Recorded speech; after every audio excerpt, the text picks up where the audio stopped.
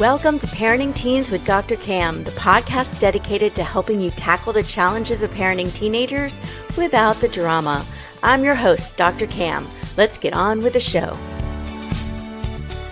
Hey parents, Dr. Cam here, and for some reason it seems like every couple I work with ends up on opposite sides of the spectrum when it comes to parenting their teens. One's the tough one, the other's the soft one, and before long they are battling with each other just as much as with their teen. Actually, sometimes a lot more. That's why I invited Dr. Tracy Dalgleish to join us today. Dr. Tracy is a clinical psychologist, couples therapist, and host of the Top 100 podcast, Dear Dr. Tracy. Together, we're going to dig into why this happens so often and what it really takes to stay connected as parents when it feels like your teen is purposefully pitting you against each other. But before we dive in, don't forget to hit the subscribe button so you never miss an episode. And if you find this podcast helpful at all, please leave a review. It's one of the best ways to help other parents find the support they need to. All right, let's unpack this parenting divide and how to repair it, even more importantly. Dr. Tracy, welcome to the show. Oh, Dr. Cam, thank you so much for having me here. And as a fellow podcaster with you, I can't emphasize enough for listeners just to do that quick little button click to support the episode. And also just, it's funny. Podcasting is such a solo endeavor. We don't get to hear from people. It's not like on Instagram or other social media where someone's commenting or liking. There's such little feedback. So I always say to people, come say hello. If you I love that, Tracy. Thank you so much for saying that.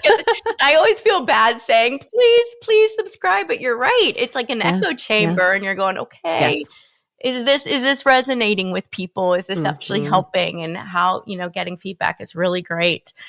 So I appreciate that. So tell us a little bit, because you do a lot you've got your podcast, you've got your book, you've got social media. What got you into this area?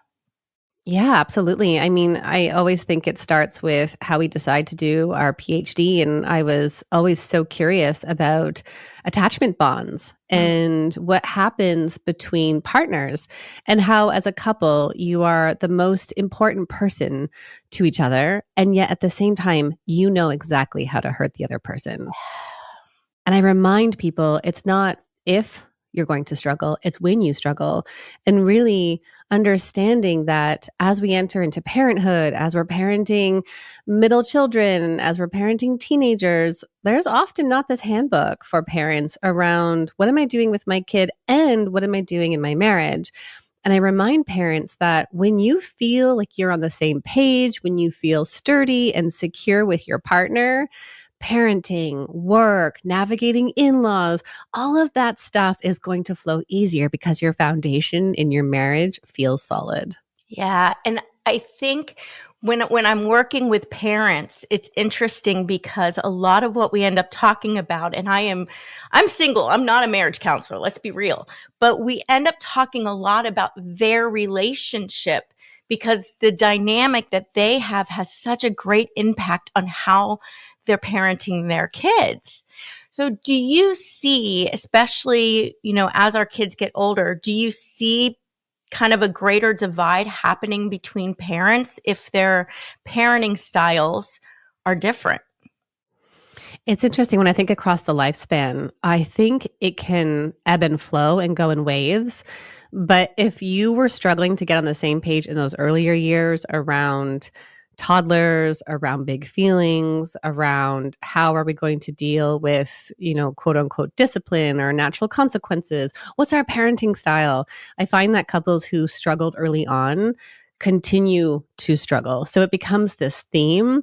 But it is interesting too, because parenting teens is a whole different ballgame than parenting toddlers. And so it would make sense if, as you're entering this new season, suddenly you're on different pages and not sure what to do and how to get on the same team. Yeah, I think that happens a lot because we see teens very differently, right? And our expectations of teens is very different. So when they're younger, I also think, and this isn't always true across the board, but I think it's more of a kind of a nurturing experience, which is often very mom, and the dad's more kind of playful a lot. Again, not across the board, but that's what I generally see. And then when they become teenagers, I see a lot of parents unsure of how to connect with their teens completely. So they kind of distance themselves or they define their roles a little bit differently. And so I see that divide coming even more so. Yes. But then parents start getting very angry and resentful at the other parent for parenting the way they do and blaming every issue with their teen on the other parent. So can we talk about, first of all, how did we get there? Mm. I think of triangles in a lot of relationships that I work with. And I'll plug my upcoming book, You, Your Husband, and His Mother. It's a common triangle that shows up in my therapy room between partners and an extended family member. But here's what we know about a triangle is that when there is conflict or tension between two people, we don't like to feel that discomfort. And so in order to alleviate that discomfort, we bring in a third. And bringing in that third person can often mean scapegoating them, saying, well, if your mother didn't do this, then we wouldn't have this issue. It also means blaming. It means leaning on them to have to solve all the problems. And ultimately, what I really encourage couples to do is to recognize how as soon as you bring in a third person to navigate your bond with somebody else, you are then impacting the bond between everybody. So you as husband and wife will have distress. You will have distress and conflict with your child. It will alleviate a little bit, but it's not going away. And then you'll also create tension between the other parent and the child. And that's the conflict of the triangle. And as parents, we really don't want to do that because for children then and for teens, it's confusing. It's this, well, who am I turning to? Who feels safe? Where's the security? And we also don't want to see mom and dad battling it out or the two parents battling it out that way. No, a lot of teens see parents fighting over them and feel responsible for their parents' unhappiness or the problems with the parents. And other teens, maybe even the same teens, also start understanding how to kind of play the game between them. And I don't fault the teens for this. They're smart. They're learning how to play the game. There's no game to play unless we let them play the game, right? If we're creating a game for them to play, they're going to play it. 100%. And so they start doing that. Yeah, no, I love that you said that right there because that's then the splitting that people do. Oh, okay. Well, I go to dad and then dad says, well, mom does it this way. And that's the splitting. And so then a teen easily learns to do that instead of having this cohesive family unit, which really requires the parents to do work behind closed doors for kids to not see that. Yeah. Yeah. I think that's another thing I see is parents will disagree with how another parent is approaching it. And most commonly, it's the parent that is more about relationship and they all get in between a parent that is far more authoritarian, is kind of like yelling at them or punishing them or saying something, and the parent will get in between and they'll try to protect their kid. But then there's this very explosive dynamic happens a lot in families. Mm. How do we start? Because I know a lot of people listening are there. And if you're not alone. I see this a lot. But how do we start addressing that? When we feel so strongly that is the other parent that is causing the issue. So as a couples therapist, I come in saying, we need to look at your relationship. And what happens in your relationship is that you are both responsible for the dynamic. There is an infinity loop that happens between you two. And in that cycle, the infinity loop, there's no ending and no beginning. You each influence each other back and forth. And so a lot of couples come to my office saying, he's the problem. He needs to change. If he wasn't so defensive. And I'm actually asking people, whoa, hang on. We know that you play a role in this dynamic. It's not okay that he gets defensive. It's not okay that he comes home after work and slams the cupboards or raises his voice or yells at everybody. Hey, we're going to go and look inside of ourselves too and to see how we contribute to this. Yeah. And so the first piece for people to just hang out in, and it's uncomfortable because it's kind of like you have to go to the mirror and be willing to be really honest with yourself. you have to slow it down. Think of the last hot moment with your teen and the other parent and ask yourself, what did I do in here that escalated it? And we recognize, of course, you had good intentions, but the impact isn't always positive.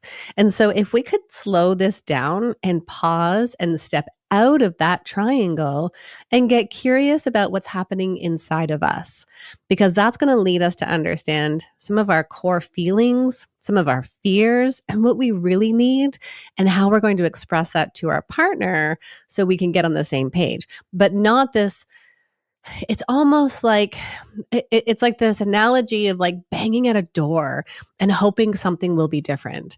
But when you're banging on a door and it's scary, nobody wants to open the door. They're going to keep the door slammed. I think a lot of times we get this, and I mean, to be transparent, most of the people I work with are moms. I do have a lot of dads that work and I work with me, and I absolutely love that. But majority are moms. And I think the thing that I hear a lot is moms feel like they already are burdening so much of the responsibility, and they have to be the grown up and the one that's constantly like keeping everyone calm. So this idea of going, wait, you're telling me everyone's chaotic and I now have to take even more responsibility about this, and I've got to do even more. That seems extremely unfair. I hear this all the time. And so I sink into this. So for people who are listening and feeling exactly that, I want you to know I see you and I know that this is the hardest piece. And we don't get to control other people. That is a hard truth we have to accept in our marriage and in our co-parenting partnership. We've signed up with this person. And so you only get to control your choices and actions. And I also say to people, it's actually a lot easier when you go inside yourself, when there's a heat of the moment happening. Because here's the thing, when you insert yourself in, you're like pouring gasoline on that fire. And maybe even the experience between other parent and child was kind of like, a little kindle, right? There wasn't much going on.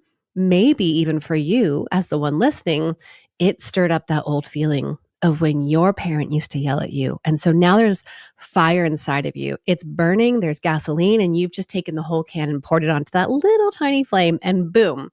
That is so much energy. That is so much going out of you, rather than, can I go to my room? Can I breathe through this and say, I'm right here. I know my kid is safe. This doesn't feel good, but safety, there's no hitting. There's no name calling. I don't need to interrupt in this. They're going to work it out. It's uncomfortable. Can I wait this out? And then we can talk about strategies for how you and your partner can get on the same page outside of that heated moment. Nothing good comes from when dysregulated nervous systems all come together in this big bang. This is the fire pit going up, all three of you, and nobody feels good in that moment. No, nothing good comes out of that. So we see this interaction, and a lot of the interaction is often like yelling at them or putting on a really hard punishment or something that they disagree with. How do we then address that? So in the moment, we're not going to get involved because we're not going to make it better, right? Yeah. Our plan is to make it better. We're not going to. So what do we do? How do we address this? Yeah. So when I think about differentiation, which is a key skill for couples to have, this is around the process of understanding that I am my own separate person than you. We are going to see and understand the world differently. And the goal in partnerships is to develop a self-awareness and a self-reflective practice, and then be able to bring that to our partners and talk and communicate. And part of that is if we get to do that, they get to do it as well. So what's the fear for you? What's happening for you? What does this remind you of from your own earlier experiences or with experiences of people in authority? What's the fear you tell yourself? What things are happening that you don't want to keep happening? And then you come to your partner, and it's a very intentional conversation with them. It's not a pointing outwards and saying, you can't do that. Because guess what? Anybody has this. This is, Dr. Kim, it's like one of the only things I remember from studying for our board exams is psychological reactance. It's not the only thing, but it's the one that stands out, right? And psychological reactance is the research shows you tell a group of grade eighters to do not go and buy this book from the library or get this book from the library. And what do the majority of those eighth graders do? They go to the library and get the book because nobody wants to be backed into a corner and being told what to do. So then you are becoming this conscious person and you're going to invite your partner to do the bottom up process with you. You're not saying you can't do it. You have to do it differently. You're going to go to them and say, oof, that was really hard. And you always start with validating them because the reality is your partner too is having an experience. And they come with their own history. And how important it is then as a parenting partner to go to them and say, wow, what's happening for you? Because if you got to that place, I can only imagine what you've experienced in the past. And then being able to ask. And sometimes I say, if we're looking at a heterosexual couple, a woman going to a man, sometimes saying, what were you feeling in that moment is not quite the right question because the feelings are hard to access. And I say this from my clinical experience as well. I remember sitting with a man and every feeling was frustrated.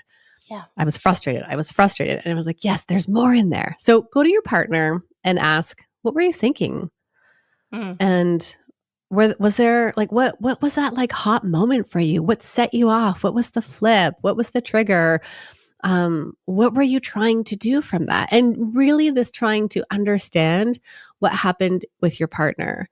And that understanding is the first thing, because then you're going to have more empathy and compassion for the struggle that they are having.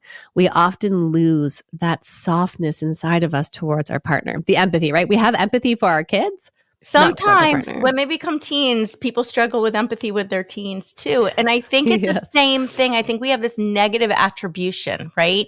We start thinking they have a bad intent. And then we don't have empathy because we think bad, rather than going, they're a good person. They have good intent. So why are they addressing it this way? And I think we lose that ability to see that even in the people we love. How do we lose that for them? My goodness. We hold these expectations of the other person, just thinking that they should know better and do better. And oftentimes those high expectations of someone else are a reflection of our own high expectations. I think of all the mothers I've worked with, and I know for you as well, in the sense of we show up with Brene Brown's 3 Ps: perfect, please, perform. Yeah. And that's exhausting. So we hold ourselves to these standards. And if we're doing that to ourselves, yes, we do it with our partner as well. And we lose that ability to see, oh, they were once a child too. They have an inner child inside of them that they carry with them. Dr. Cam, I often say to people in my therapy room, I'll say, oh, your 2 teenagers just showed up here. Did you see that? Like their own inner teenagers. Yeah, exactly. When they start to argue, and sometimes I let it go a little bit so I can see the cycle unfolding in my therapy room. And then we'll pause it. I'll reflect the cycle to them and I'll say, isn't it interesting? I just see your 2 teenagers here. You're like angry and arguing to be right and to just hear me. And why don't you believe me and let me be the adult that I want to be? And that's so powerful when you can look at your partner and say, oh yeah. And then we think of the stories that we all carry with us. I can think of one client sharing, this was a dad specifically, would go into his shame spiral. And the memory that came up was having hurt himself with a mundane task, an everyday task, having hurt himself significantly and going to his room to hide from his parent. And like as a teenager, can you imagine? And so then when you see your partner getting defensive, wow, like there's something big in there that you once learned to protect yourself from.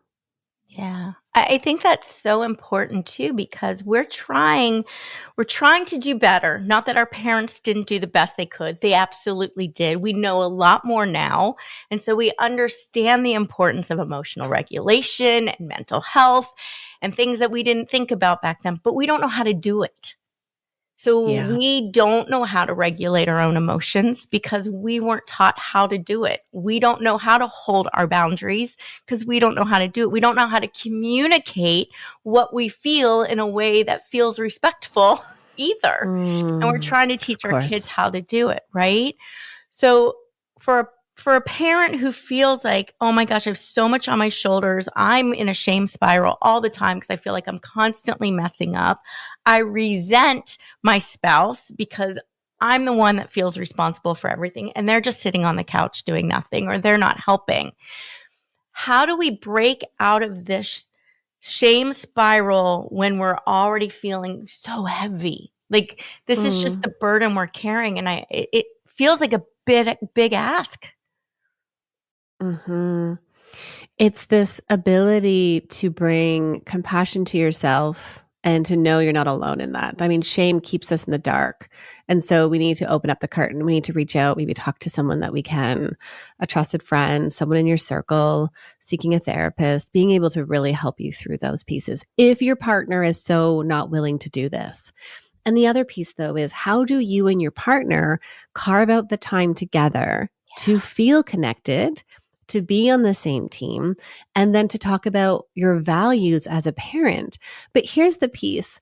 How do we ask someone to parent, and how do we ask someone to enter into this hard conversation with us around parenting when we don't feel secure, seen, soothed, and safe?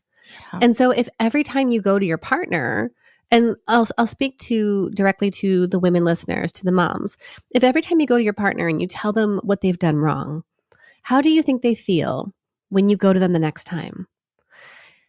It's the analogy of you're trying to build a second story on a house where there are so many cracks in the foundation. And you need to go back to that foundation and you need to get really intentional in your relationship. Do you go for walks together and hold hands? Do you repair that hard thing or that hard spat you had the night before and say, oh, I'm really sorry about last night. I know I got heated and I came at you really harshly and I've been thinking about it and I see my impact on you. That's something I'm working on. Do Yeah. you do that? Do you spend 10 minutes at the end of the day putting your phones away and intentionally saying, hey, tell me something that was stressful today? How could I support you in the days moving forward? Here's something I'm grateful for about our relationship. And it really asks us. And this is interesting too, because I see a lot of parents, once their children enter around age 5 to 7, I see a lot of parents come up for air and Mm. they say, they're looking beside each other and it's like, oh, wow, we're so disconnected. Mhm. We've been in survival mode this whole time. And many people will do the work then and say, we've got to connect and move through this. But others will stay on autopilot and just keep going through the years and enter into teenage years. And now you have time. Now you are both there with time. I say that with a caveat though, because I know you would know this better than me, but parents to teens, I know you're driving to activities and all of the sports and of course, your daughter wants to see the friends and so you drive her there and then you've got the other kid at the sport and there and it can be really hard. And that intentionality is so important in your relationship. Yeah. One of the things I found, I don't know if you do this, Dr. Tracy, but one of the things I found too is when I ask parents what matters to them when it comes to their kids and what they want their relationship to be with their kids and what they want for their kids, even when they're Mm. on opposite sides in terms of how they parent, they almost always are very closely aligned with that.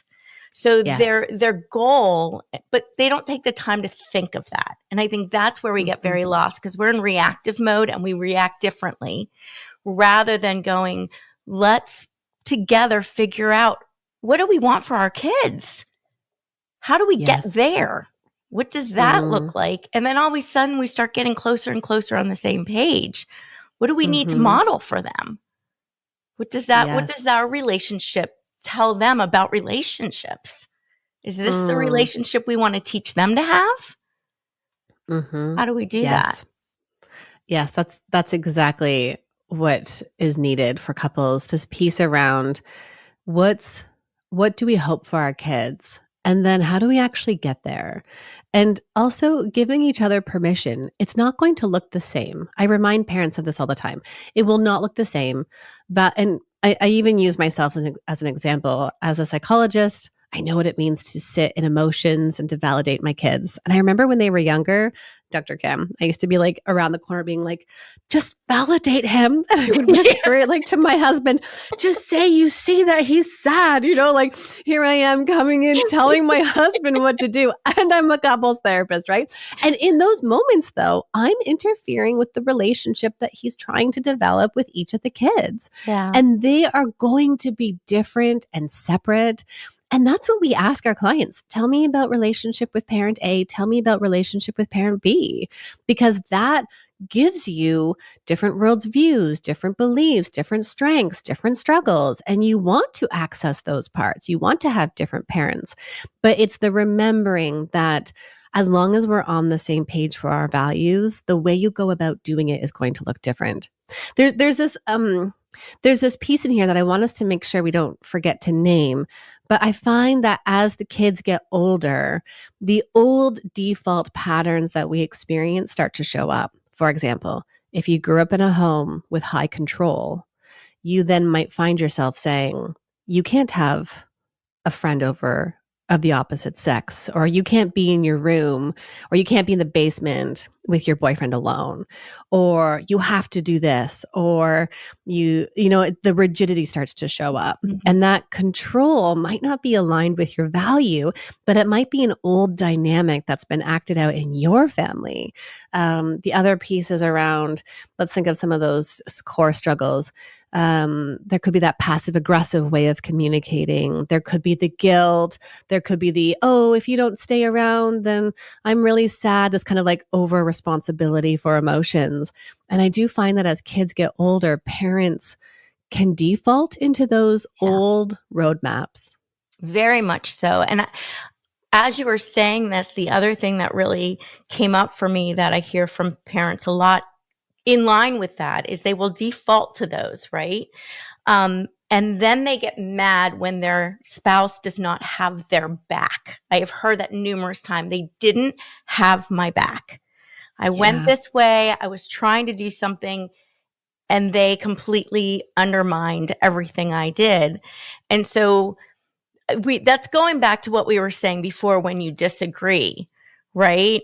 So how do we show our spouse that we've got their back even when we disagree with their approach? That seems very difficult to do. Oh, and it does take two people, the willingness to say, it's okay if we disagree. It's okay if we see this differently.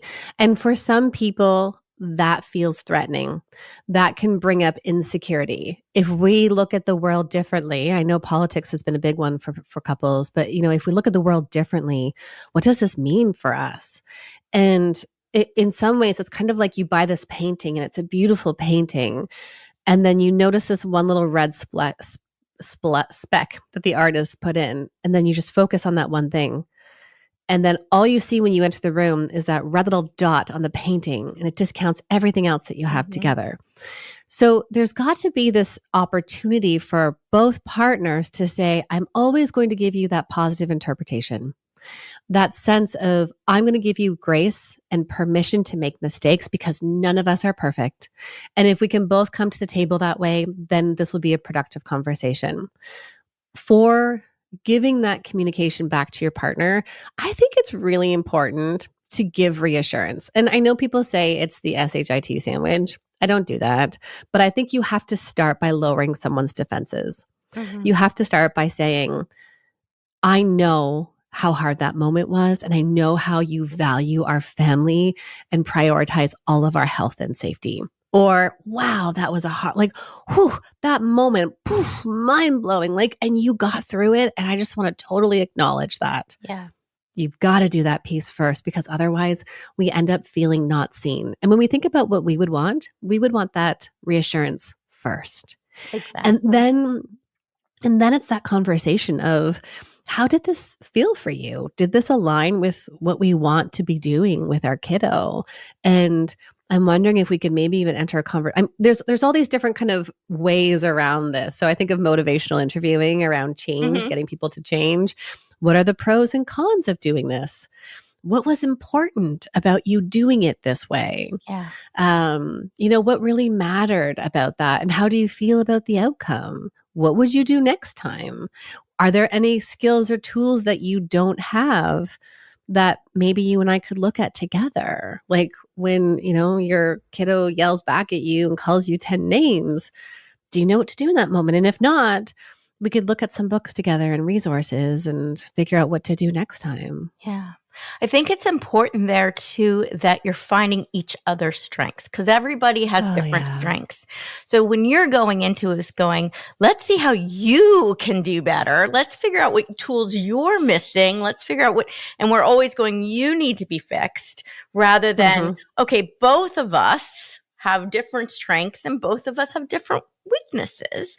So let's go look at how when we kind of humble ourselves a little bit and we bring ourselves down. I don't think we're saying we're wrong. We're just saying we're different and we all have places to work on. And that creates not a sense of like finger pointing. It creates a sense of teamwork, right? Like how do we together become better parents for our kids? I love that. It's actually something I identify in my book because when it comes to setting boundaries with extended family members, for many of us, we might feel that nervous system dysregulation, and then it's too hard to set something. And we might also be someone who's more of a people pleaser, so it's hard to assert a boundary. And so having couples go through that, I have a whole list of strengths in there for them to go through and to really identify, how do we do this as a team? Because the reality is not everybody is going to be as good at something as somebody else. And playing on that, I think, is so important. Yeah, exactly. Or you're great at handling these situations. I'm great at handling these situations. That's okay. We'll do that, right? And the different things. And this one blows your mind and this one, right? So kind of finding those as well. I want to bring in for a second, because I know you wrote this, your mother thing too, because this is another thing that I do hear is when the in-laws or your own parents Yep. have a lot to say about your approach in parenting.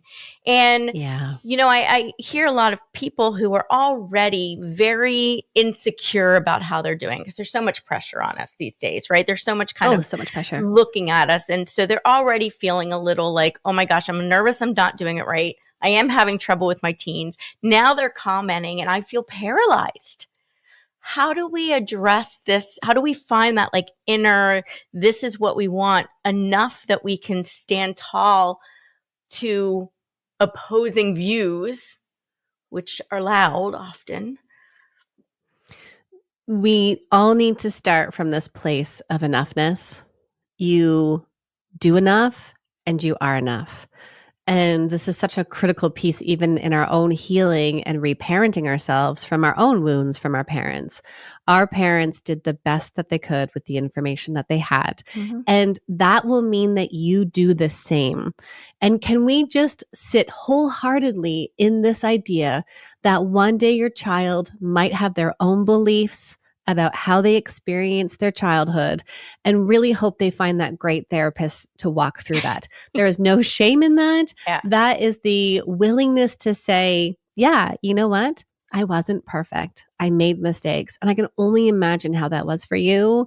And I'm so glad that now you can work through this. And when you do, and you do want to come and talk to me, I'm going to be that open, secure person to hear that feedback and acknowledge that I did the best that I could. And it wouldn't have been possible to break all of those cycles. So I think parents really have to start in that place. And then it's kind of that idea of, do you have a closed gate? Do you have a glass wall around you? What is it that you do to protect yourself so that others' comments, views, opinions, perspectives just bounce right off of you? That's not yours to hold. They're lobbing it at you because often it's their own projection of something, their own feelings of insecurity of, oh, I did it differently. So does that mean I didn't do it well? Not at all. And then being able to express what you need to express to them, which might be something like, we are bombarded buy information today as parents. And I know how much you love the teens, and I know how much you love my kids, and you want to spend time with us. And, the best thing that we need is for you to just tell me, your adult child, that I'm doing a good job because I'm doing my best. We always need it. We will never be too old to need affirmation, particularly from our parents. From our parent, right? Like, we will never be too old for that. And so thinking of that, our kids crave it so much, and we're very we kind of hold back on that a lot because we're like, well, I don't want to like build their head up too much or do that. I'm like, you can't. No. They're desperate for it so much. And, that too is when we give them that affirmation, they learn to have that confidence. Because you're right. A lot of us grew up being people pleasers, trying desperately to get that affirmation that we need so badly and not getting it. And so we don't have that secure ground because we still require it so much that it's really hard. I love that you added that in because I know throughout this uptick of parenting support and social media. So I had my first in 2015 and he's 10. And it was just about starting to take off on social media with the parenting advice, not as heavy back in 2015. But I remember so many early pieces of wisdom saying, don't tell your kids you're proud of them, get them to say what they're proud of themselves. And that might work for some kids, but I also know that my first kiddo needs to hear that. Like, that's just like who this kiddo is. And it was so cool the other day because I've made sure to continue to say, hey, bud, I'm so proud of you. And then he was cleaning his room the other day and I overhear him in his own room saying, I'm so proud of myself as he's cleaning his room. And I thought, yes, because that's your internal voice that you're hearing. And our kids need that. Yeah. I just today, my daughter's 19. She's been helping me actually publish the podcast and stuff. And so she did one and I called her down. I just go, Lexi, just come down here. I just wanted to say something. She's like, what, Mom? What, Mom? And she comes down. I just hugged her and I'm like, thank you so much. Like, you helped me so much that I appreciate it. And that was it. I was like, I just need to say that. And she just was beaming because it's like, you never don't need that. Right? You never don't need that. And that was such a simple thing. But I was bursting with it too. I'm like, thank you. It's so lovely. So I think we need to look at ourselves. We may not have received that. We may not be receiving it now. We may be craving it from our spouses and from our kids, and we're not getting it from them, which is very hurtful. And so a lot of times we start shutting down, going, well, if I'm not going to get it from them, I'm not going to give it, because why should I be giving it when I'm not getting it? What do you say to that? When you model what it means to show up as a secure, safe person, to see others, to help soothe them, it'll come back to you. Yeah. But it has to start with you giving it to others. But I would even argue, I always love this analogy. When I put my head on the pillow at the end of the day and I say to myself, did I live aligned with my values? I want to be able to say, yes, I did. And so it's almost that righteous indignation that shows up in relationships where it's like, well, if you do it, then I'm going to do it this way, right? It's like I'm digging my heels in. And wow, that costs us so much energy. And if we have an empty bucket, it might mean, and maybe your bucket even has a hole in it, but it might mean you need to fill up that bucket yourself. Because I often say resentment is really about others, resentment is about your needs not being met. Yes. 100%. And the biggest contributor to that is because you're not giving it to yourself. Yeah. I think of so many moms who come and tell me, my husband goes and plays hockey Friday and Saturday night, and we're in Canada, so it's like the thing everybody does. And I don't get time for myself, and I feel resentful towards him. And so I ask, well, where are you carving out that time for you? And many people will say, well, I'm not. Mm-hmm. But and I had to come to realize this myself in my early parenting years as well. Nobody is going to make that time for you. you have to do it for you. Yeah. And you have to give yourself that validation. You have to acknowledge all that you're doing. And why not walk around the house so your kids can hear you and say, oh man, I'm really nailing it today. Right? Of like, oh, I'm so proud of myself. Here are all the things that we did. And an exercise we do at our table every night is we talk about highs and lows or roses and thorns. And it really is about everybody having space to share what was good and what was hard.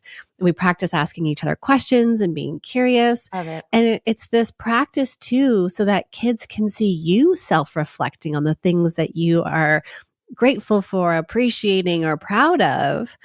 And then they can start and do it. Actually, this reminds me, just this past week, I was recording my audiobook and I ended up getting sick. We had to reschedule it. I was back in the studio. It was a slog to get through it. It's amazing. It sounds great, but holy, it was hard. And my little guy was like, Mom, are you done? Oh, I'm so proud of you. You must be, right? And it just comes back to that. Yes. How do we model that for them? Yeah, absolutely. And how do we model it for ourselves as well? And I think that starts giving yourself some grace, taking care of yourself. When we feel resentful for somebody else because they're taking care of themselves, that's not on them. It's on us to go, okay, you get your time. I'm going to have my time too. Let's do this. This is not, I'm not saying this is easy. This is really, really difficult. And I know a lot of parents that just feel so buried. And I think, again, like you were saying, find somebody you can talk to. Know that you're not alone in feeling this, and know that there are things that you can do to regain your own power. And I think the final thing I want to say too is when we have that relationship, and we're worried about the relationship between our child and our spouse, I tell a lot of parents, and I want to get your perspective on this and see if I'm right. I tell a lot of parents, don't worry about their relationship because that's not about you. Only focus on your relationship with your kid because that's what you have the power of. Yes. Yeah. I just worked with a woman who was struggling with her 10-year-old and seeing the interaction between the 10-year-old and the husband, the dad. And I had said, when you insert yourself, you're impacting the relationship between everybody. And can you step out of that a little bit more? Can you focus on what you're doing and how you want to show up, being the secure parent, being a soft place to land, being that reassuring person that's there and giving space. And if your teen comes to you and says, I don't like the thing that parent A did, then you helping them, you don't split, right? You don't say you're right, parent A shouldn't do that, they're so bad. You build them up with the skills and tools they need to build that healthy relationship, which might sound like, oh, interesting. Like, well, you would know this better than I would, but it's just, that sense of what do you want to then communicate back to them? You don't insert yourself in the middle. They're going to have the relationship that you have. And I think this comes back to, am I going to be, it's such an existential question that I think we're asking more of today versus 30 years ago, 40 years ago. Before we were asking ourselves, how do I be the good wife? Today, we ask ourselves, am I going to be the wife, the good wife, or am I going to be the good parent? Yeah. And I know for many women, I mean, it depends. Can we be a good individual too? Like, how do I be a good me? How do I be all? Well, like, I mean, that just starts with right. Instead of like, that just starts with all of you. Yeah, yeah. It's all inside of ourselves. And for people listening, I'm looking inwards and pointing to my core. Like this is what has to be within yourself. Yeah. And you can't control the relationship between your teen and the other parent. Yeah. You only get to control what you do. Yeah. And it is the question too that a lot of couples end up facing. I work with a lot of women in therapy who come saying, my partner doesn't want to come. So I end up doing individual therapy with relational difficulties. And I can hold the relational dynamic in mind in the sense of, I understand from the emotionally focused couples therapy, how when one partner comes in and says, oh, my husband's always defensive, then I'm often asking, okay, so let's break this down and what's starting first? Where are you in that cycle? And that's so important. But that work with women is often about, are you willing to accept your partner for who they are and how they show up?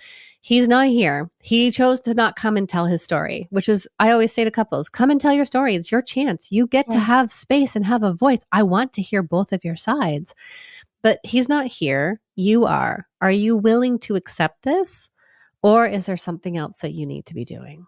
Yeah. Yeah. It's empowering when you start realizing that you have a lot of control, but it's with what you do. And when you stop trying to control everyone else, you have a lot more energy. It's exhausting trying to control what you can't. Very exhausting. And I see that with a lot of people. Like, they're so tired, but it's like you're tired because you're trying to pull strings of things you can't pull. It's a big thing. Absolutely. Right. So, Dr. Tracy, how do people find you?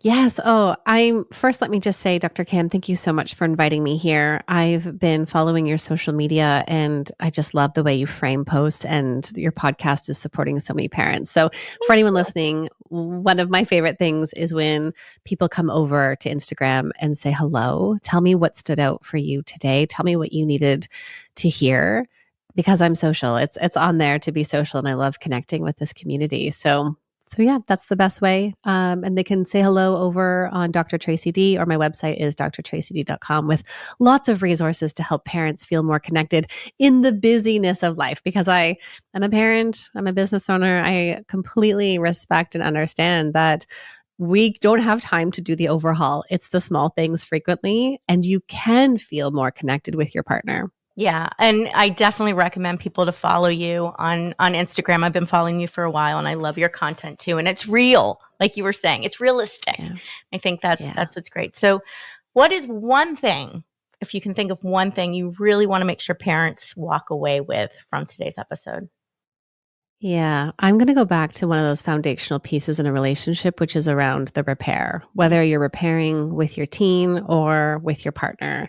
And repairing says, I'm putting away my ego to be right, and I'm prioritizing the we, and I'm seeing my impact on you. And here's how I want to move forward with that. And even though you know your intention was good, and of course, we all make mistakes, but the best thing you can do in your relationship is learn to repair earlier and to acknowledge that you do impact others, and we all make mistakes. And that repair is an opportunity to feel closer at the end of the day. Yeah, I love that. Thank you so much for joining us. Thank you for having me here.